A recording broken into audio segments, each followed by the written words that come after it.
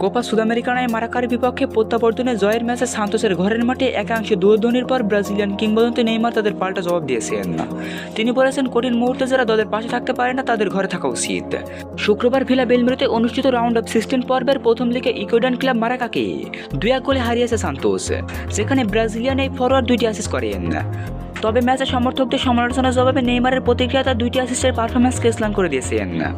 আমি মাঠে যা বলেছিলাম তা হলো আমরা 1-0 গোলে পিছিয়ে ছিলাম এবং আমি জানি সমর্থকরা বহু কষ্ট পাচ্ছেন না, কিন্তু আপনি যদি সে কথা ভাবতে থাকেন এবং নৈতিবাচক মানসিকতা নিয়ে স্টেডিয়ামে আসেন তবে আপনার বাড়িতে থাকাই ভালো। ম্যাচ শেষে ইএসপিএনকে বলেন নেইমার, আমি ওপরে থাকা লোকটাকে বললাম সমালোচনা না করে। খেলা শেষ হতে এখনো পুরো 60 মিনিট বাকি। আমাদের সমর্থন করুন, আমাদের উৎসাহিত করুন। তারপর আমরা খেলাটা ঘুরিয়ে দিলাম। আমি জল আনতে গেলাম আর দেখি তিনি গ্যালারিতে বসে হৃদয় চিহ্ন আঁকছেন।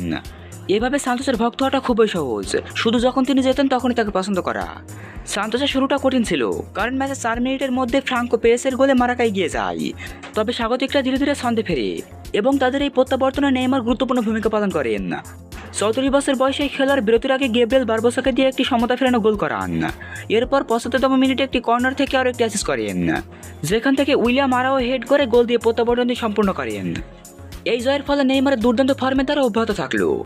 সান্তোসের এই খেলা শেষ 24টি ম্যাচে এখন পর্যন্ত 13টি গোল আর 8টি অ্যাসিস্ট করেছেন। 2-1 গোলে এগিয়ে থেকে সান্তোস এখন আগামী সপ্তাহে দ্বিতীয় লেগের খেলার জন্য আমবাতের মাঠে খেলতে যাবেন। কোয়ার্টার ফাইনালে ওঠার জন্য ব্রাজিলিয়ান দলটির একটি ড্রই যথেষ্ট হবে।